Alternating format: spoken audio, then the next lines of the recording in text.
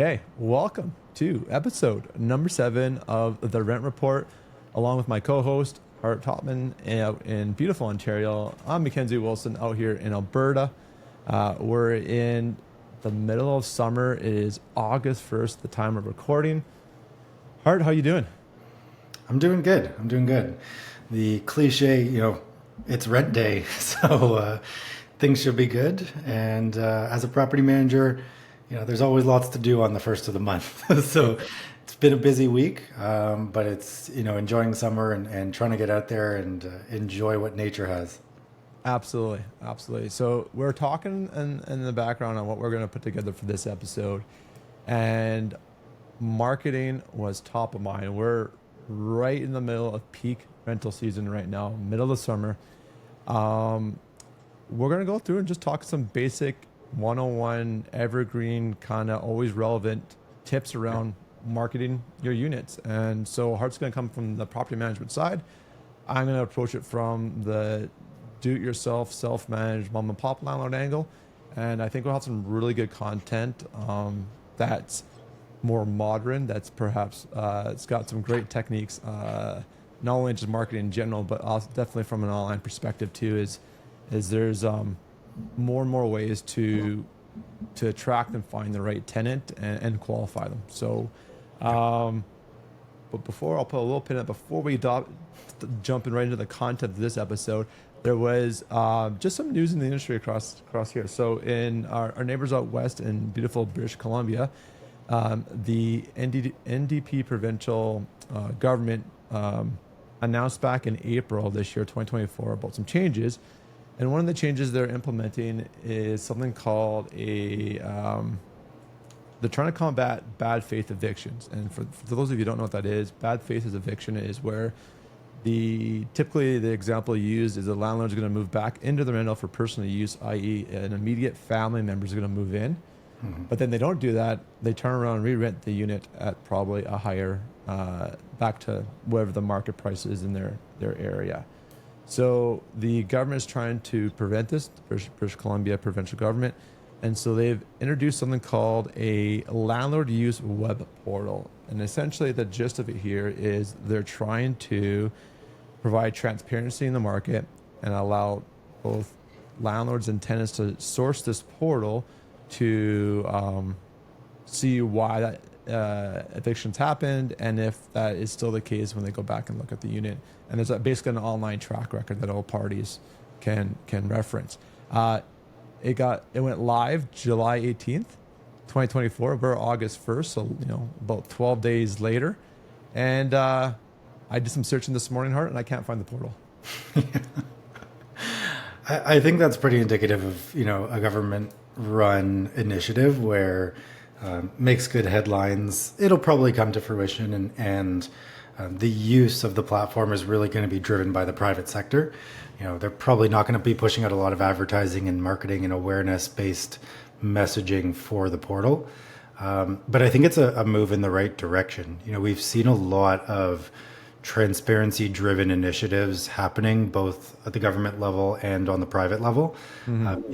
Canley has existed forever, and then Open Room was introduced. Now there's a bunch of other landlord portals to upload judgments and to make LTB hearings more transparent, or LTB judgments more transparent. And I think this is a good initiative from the government to increase transparency. Whether it is the silver bullet, I doubt it, but I think it'll take a lot of efforts like this and a combined effort from the private and public sector to really make a change. But anything that moves towards transparency is awesome, whether it's rent reporting or reporting on evictions or reporting on bad faith evictions in specific. I think transparency is all in good favor for the industry, because we can definitely improve from where we are today.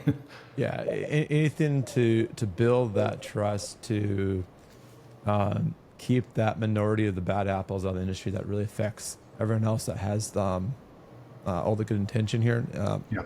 Totally positive for the industry, and I 100% agree with you. Yeah. Art.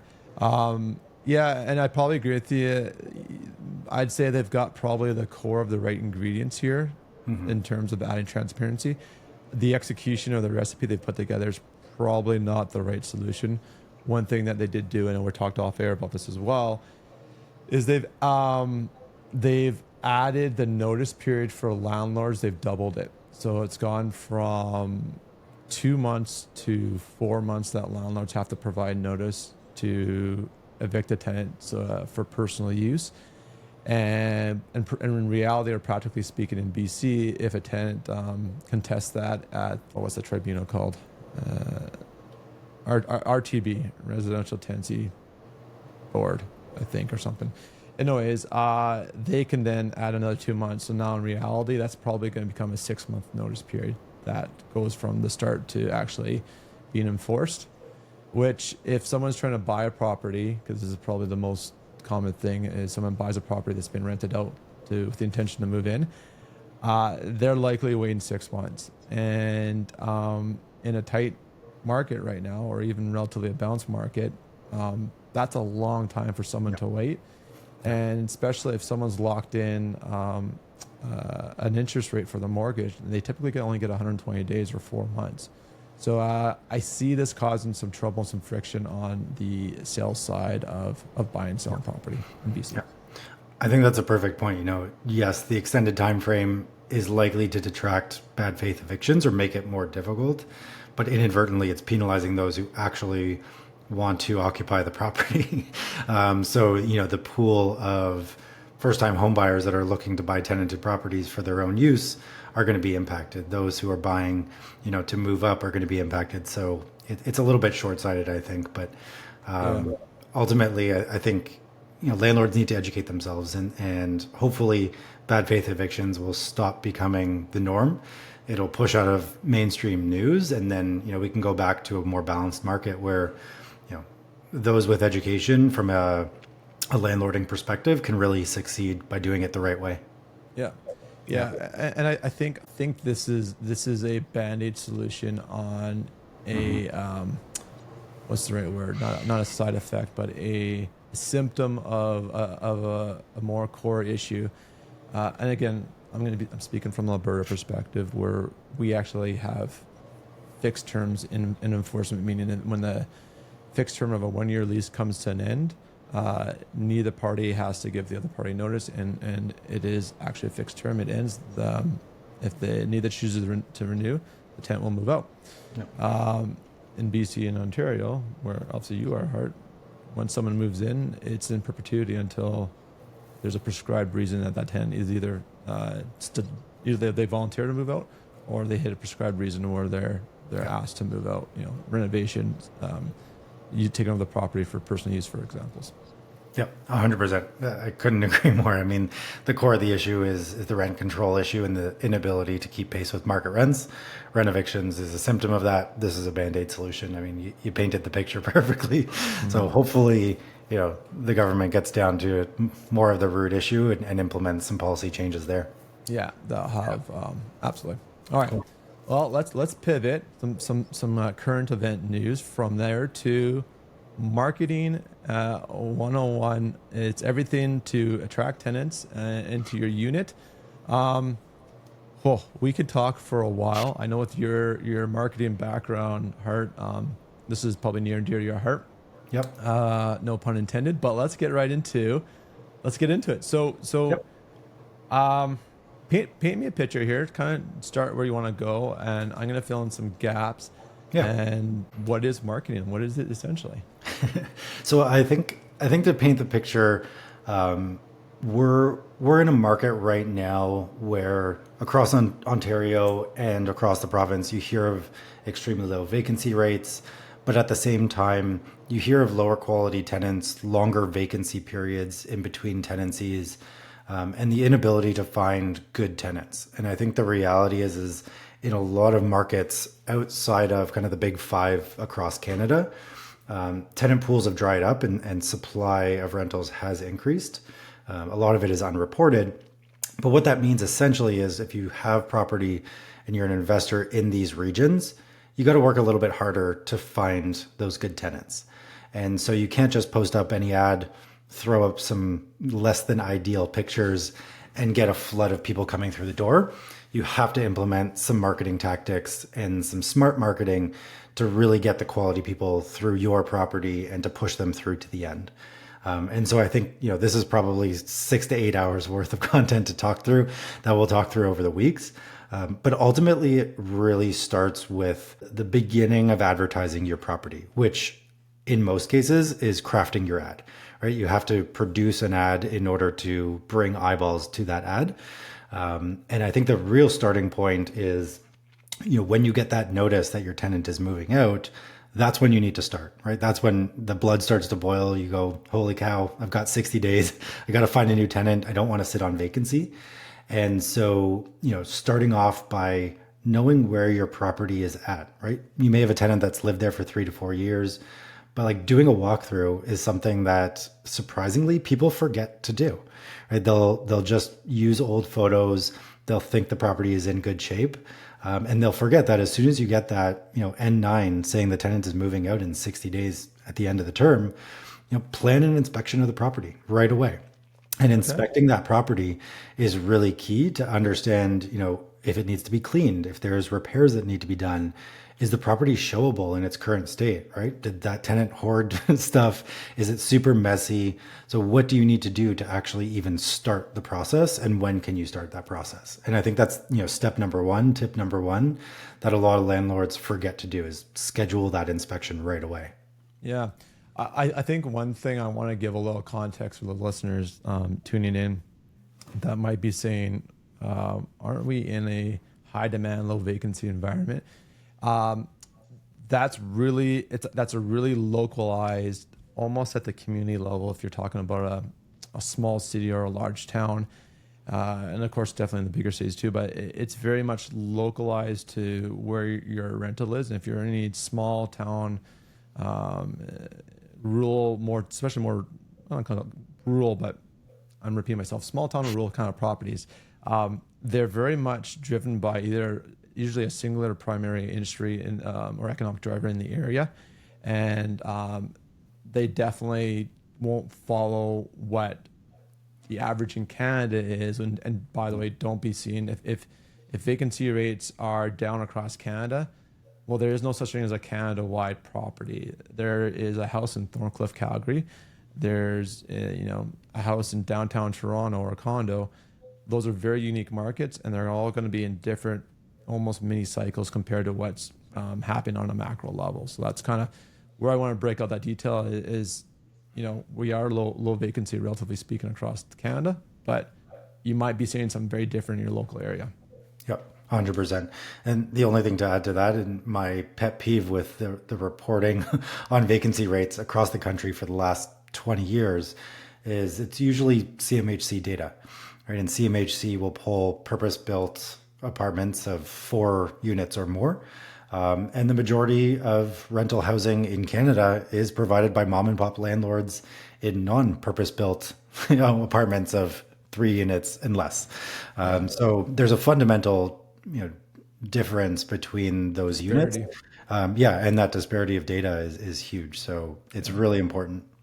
Yeah. So, just to kind of break that down even further for ads. So CMHC does reporting. They do a big survey every fall. Typically, I think they do it through September. They release it sometime in early October, and they survey something called the primary market.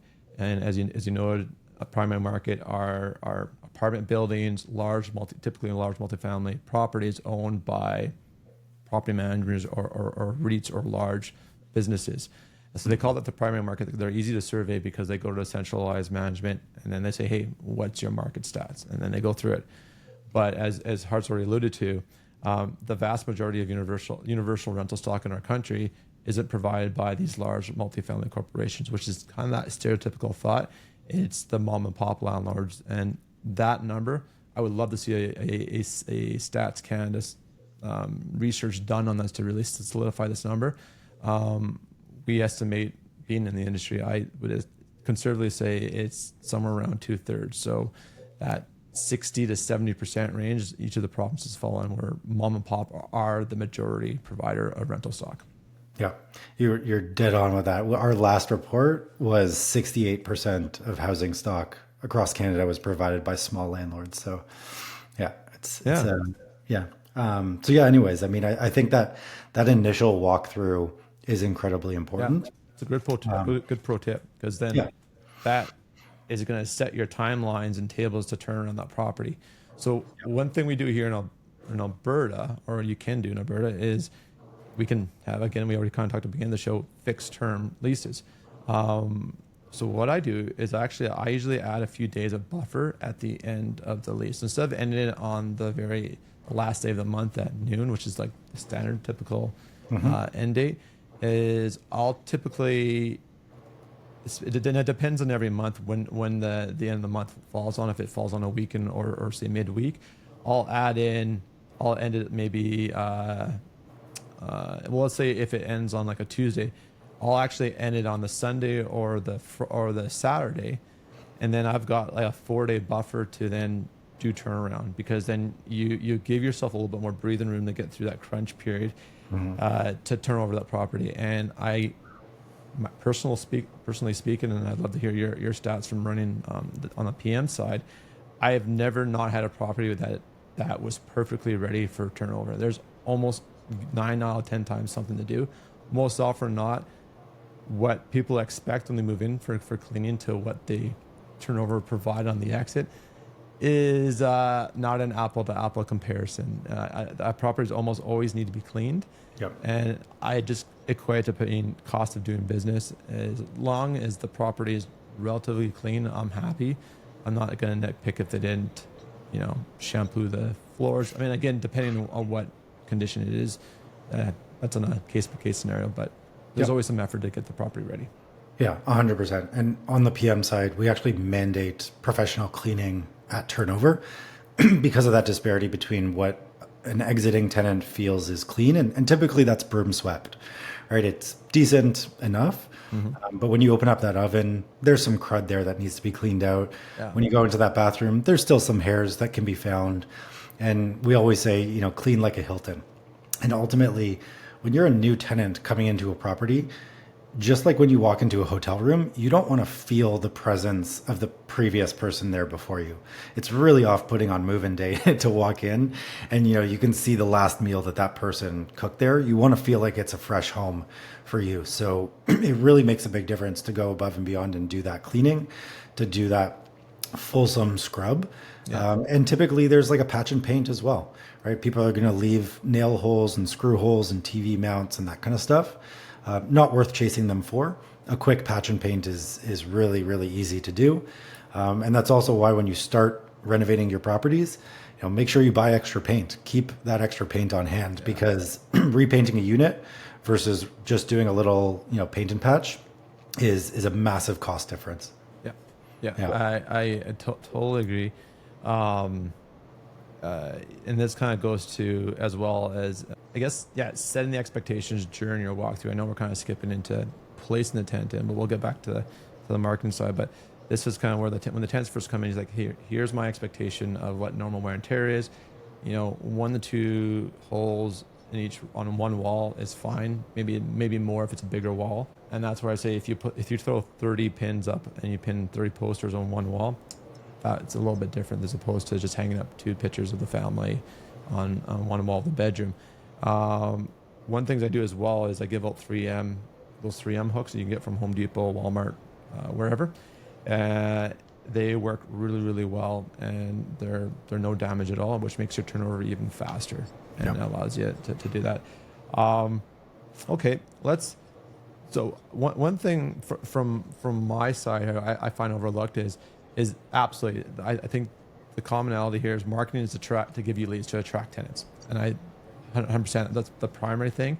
But I think in our business, just as important to attract leads is to attract the right leads, the qualified leads. And so I think what's commonly overlooked, at least definitely on the mom and pop side, when people are new into this, is they qualify or put some filtering in their marketing to get the right kind of leads coming to the property. Because it doesn't do you any good. It wastes people's time on both sides. If you've got 100 leads coming in and they're all like, parties of families of 4 or 5 or 6, whatever size the family are, and you've got a studio 1-bedroom apartment or a studio apartment with a couch that turns into a bed in the living room. There's no other bed.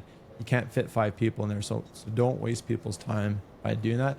There's yeah, I'm rambling again, but kind of having the marketing does two purposes. It attracts and it qualifies and it filters the right tenant. So I'm curious from your side, how do you guys approach that from the PM side? Yeah, so I mean, both with our property managed properties as well as when we do tenant placement for individual landlords, the first thing is you look at the photos and you look at the description. So pro photos is absolutely key, not only just to attract people to your ad. If you think about 20, 30, 40 ads out there, you want yours to be the nicest photos out there. You are in competition with others, and that will bring in the top quality tenants to you versus the other properties.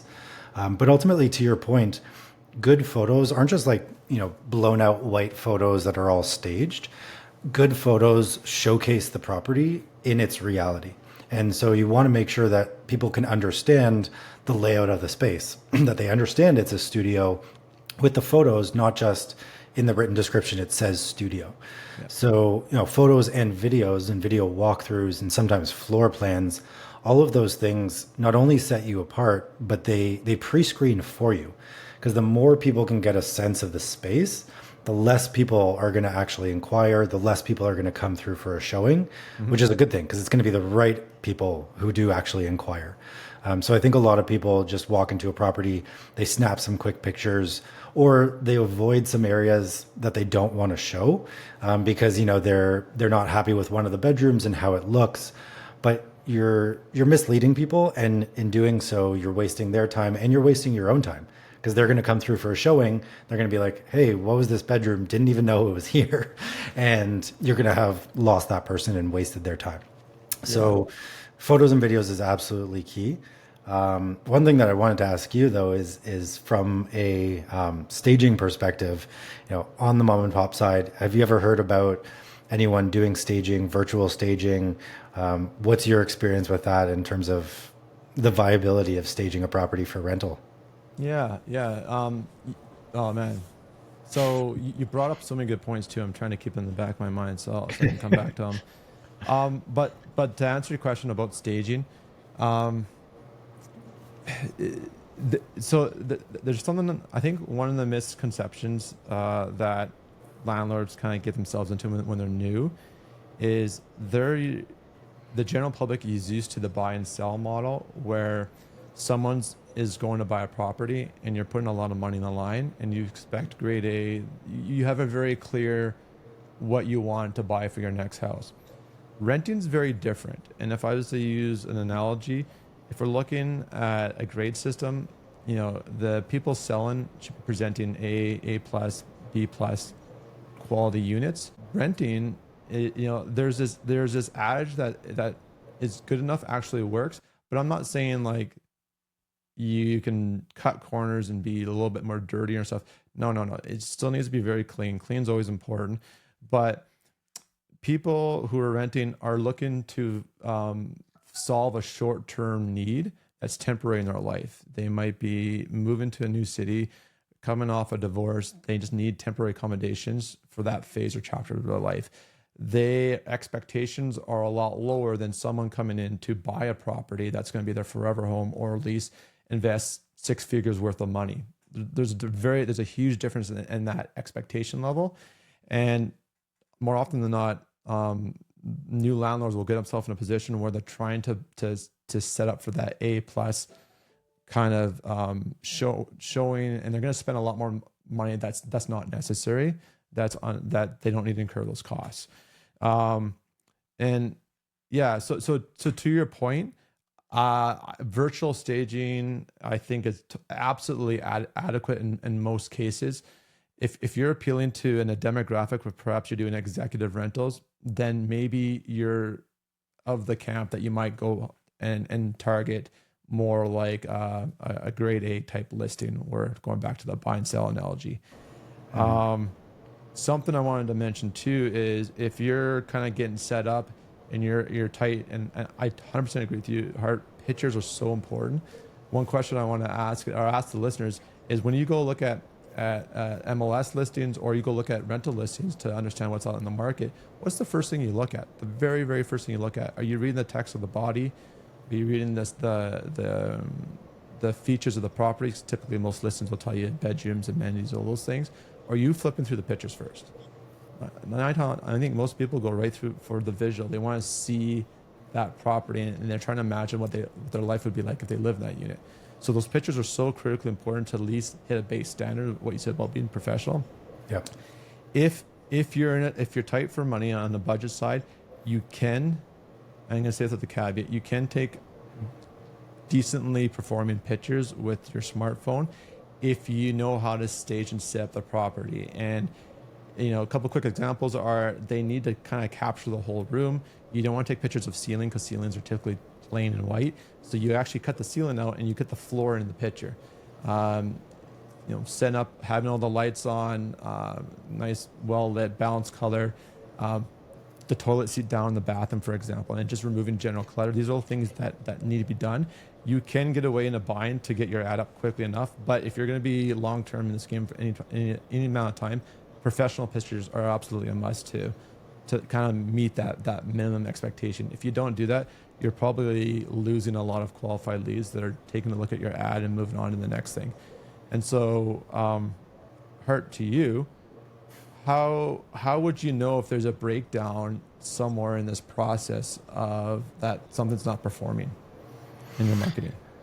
Yeah, I think ultimately it's going to come down to the traction that you're receiving on your ad.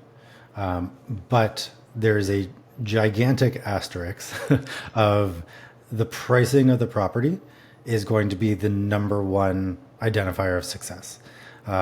So if you do all of your marketing right and you are priced 20% over market rent and all the other competition, you're not going to be getting impressions, right? Or maybe you're going to be getting impressions, but no messages.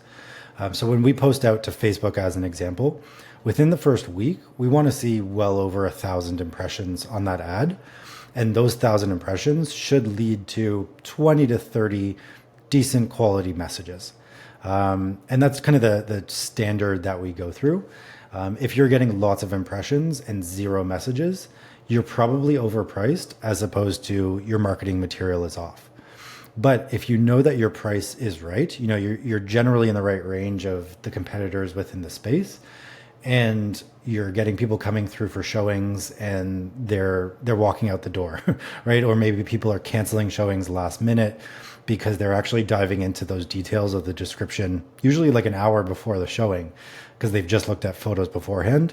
Then maybe you're not giving them enough information to make that decision of whether or not the place is right for them right off the bat. Or you just have people clicking on your ad, hitting that "is it still available" button. You're responding to them, and then they're never getting back to you. And so really, if you don't see the human engagement beyond an impression, something is off. 90% of the time, it's going to be price, but that's just because naturally we tend to overprice to try and shoot for the stars. But with well-priced properties, it's going to be the photos aren't good. Maybe something is super off-putting that you're not even noticing. And we see a lot of, the no's, as we call them. So we always tell people that you're not like no no's. You're not allowed to say no this, no that within your description. So if you say, hey, this beautiful, 3-bedroom home is perfect for a family, no smoking, no pets, no seniors, no students, no kids, right? You're trying to say, hey, this is a good property for this tenant demographic, this tenant profile. But what you're actually doing is just pushing everyone away. So crafting the ad to attract those that you want, not scare away those who you don't want, is really important. So yeah, essentially, if the numbers aren't hitting right, you know that something is off.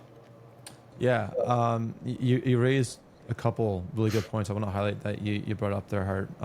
One, a general, this is how you write your copy or the text of the article, is you got to be sure that you're in line with the Human Rights Act or code, depending on if it's federal or provincial. You can't just discriminate against certain groups, whether it be marital status, like you said, if they have to be married, no kids, whatever. You can't do that. What you can craft, if you are targeting, say, a young professional as a demographic, as an example, is you can put verbiage in about the property that supports that lifestyle without actually saying, because you can't directly say no this, no that. That's a no. Don't do that. So I wanted to highlight that part. Another good point you brought up on that data driven model. We're so lucky this day and age with technology is we get all these metrics, this data, these stats, and it's quite quickly easy to tell if you're not getting that human engagement, which I think is a great rule of thumb. And just for some people who aren't on the technical side, an impression is another word for a view or someone looking at your ad. Every rental online platform out there will have some sort of use, its marketing stats, and typically they call them views or impressions. And if that number is rising, and you're not getting the next level of feedback, which is like Hart said, text messages, Facebook inquiries, calls, emails, whatever, there's a disconnection with that ad. And if you're getting the phone calls but no one's showing up to the viewings, well, now you've broken your disconnection to the next step. And that could either be how you're handling yourself on the phone. Maybe there's a disconnect from how the ad's been messaged to what you're saying on the phone call. So you want to make sure you've got consistency and congruency between what you're marketing and what you're pitching on the phone. It should be the same. And then if you're getting viewings but no applications, again, we're talking about all these disconnects down the road to getting applications, finally getting applications in the door. And I think it's a great rule of thumb. I mean, we're not typically in the larger cities. I know we kind of talked at the beginning of the show that some markets have slowed down a bit, but if you're in definitely in the larger cities across Canada, it's low vacancy, high demand.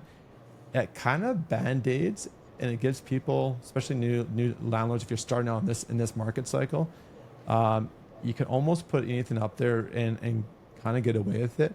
When the market slows down, it will really show the cracks in someone's marketing campaign or strategy if they've just kind of thrown stuff together and they're not getting the hits. We're hearing a lot of that these days, in some of these saturated markets where people are coming our way after they've tried to do it themselves for 4 to 6 weeks without any traction, or more of an old school property management company has the listing up on their site, and in the hotter market, people were moving, right? They were going to all the property managers' websites and looking for ads.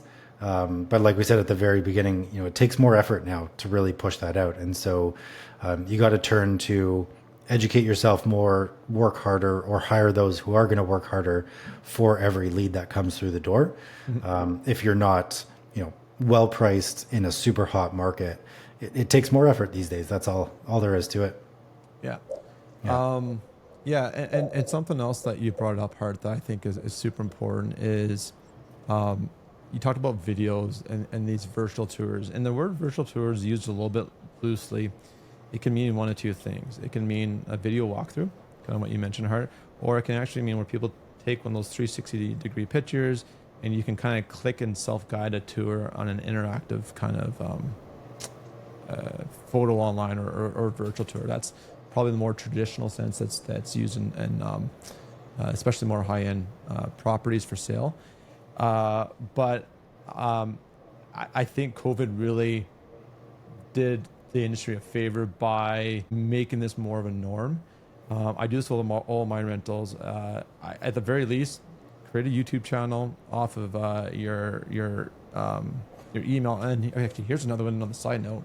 Kind of going in two different tangents, but you should have a trade name at the very least. Like you could be a sole proprietor. You don't need a corporation or any formal business name, but you should have, YYC rentals or whatever it is, some sort of brand to uniqueness to your email and the name. If you whatever you want to name your business, just give it something, because that one will set you apart.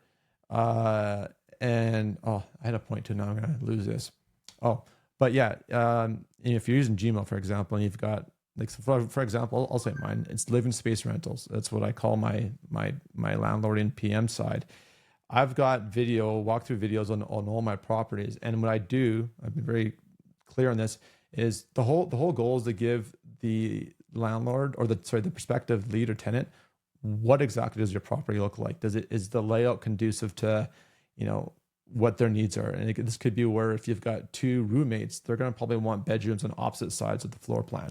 Whereas if you're renting to a family, they might want all the bedrooms down the same hall, all on the same side of the house. That's actually what they'd probably want.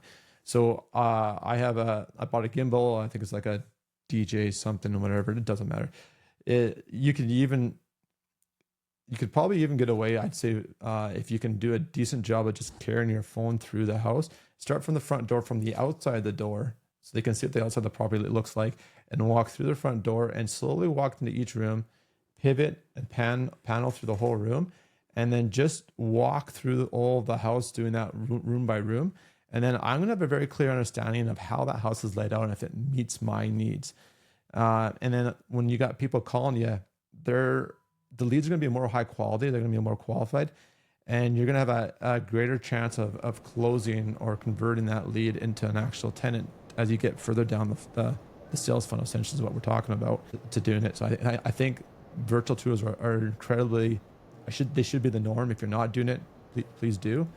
And I think we had a past episode too. We talked about renting sight unseen. This kind of relates to that. Yep. But yeah, critically important.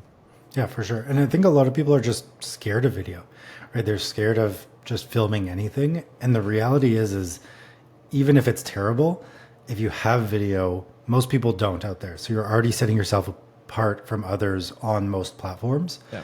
And platforms like Facebook Marketplace actually will give you more impressions if you have a video up there versus not, right? The algorithm likes video content. So even if it's bad, right, just film that walkthrough video and you're already ahead of 90% of others out there. Yeah, super pro tip. I love that. There's this, so many tidbits with the marketing. Well, we're gonna have to hold some for next episodes, but I think, to one last point that I've got about your descriptions, I think you said it in passing about, people look at photos first, right? And they're going to look at photos and then videos, and descriptions are very often, again, positioned from the buy and sell world, right? Big flowery language, long paragraphs. So you need a description in there. You need to convey the information, but keeping it really short and concise is very important. Use emojis, use ChatGPT to help write it and make it concise. But essentially bullet points about the key features of the property without flowery language is all you really need. Because people are going to be searching on their phones. They're going to be looking at 20, 30, 40 listings a night. Mm-hmm. And when they actually read that description, it's going to be either super quick in the moment, or it's going to be after they've actually booked a showing in, they go back to remind themselves about the details of your property. Yeah. So keeping that really, really tight. Just don't waste your time writing long-winded, flowery language. Keep it short and concise. Do you have a template or like a copy structure that you follow for the written part of your ad? Yeah, and actually we abandoned it a few months ago when ChatGPT 4 or whatever came out, because we just have a prompt now that we utilize, and then we edit what ChatGPT pushes out. But the prompt, not verbatim, is essentially write a rental listing description for the property address, and you give a few key points. So the number of bedrooms, bathrooms, when it's available, and the price. And you tell ChatGPT to keep it in point form, to describe using emojis, and I think to keep it under 5 or 6 key points. And it will churn out a very concise and succinct rental listing description.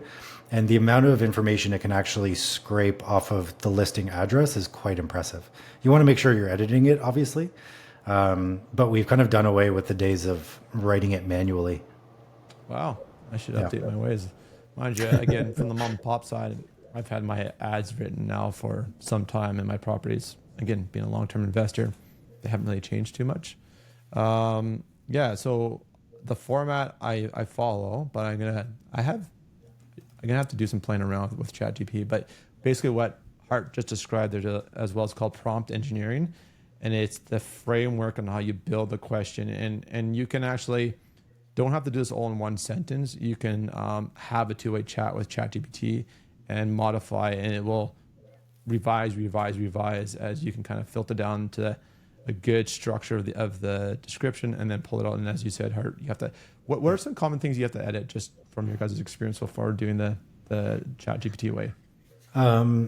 Sometimes features about the house that may be publicly available from a for sale listing that it's pulling that we have to modify. If the house has been renovated recently, that's often something. And then sometimes the descriptions of the neighborhood, because we find again it's pulling from a lot of public available information, which is usually for sale listings, Yeah. which are typically geared towards families. So it'll talk about schools in the neighborhood, parks, that type of thing. But if you've got a one bedroom in downtown Toronto and you're catering to a young professional, you don't want to talk about the school district, Yeah. right? And so you want to cater it, the neighborhood description to the tenant profile that you're looking for, and just conscious of, what's out there with a for sale listing for your property and things that may have changed in the last few years that aren't publicly available. Cool. That's a cool pro tip. That's neat. Yeah.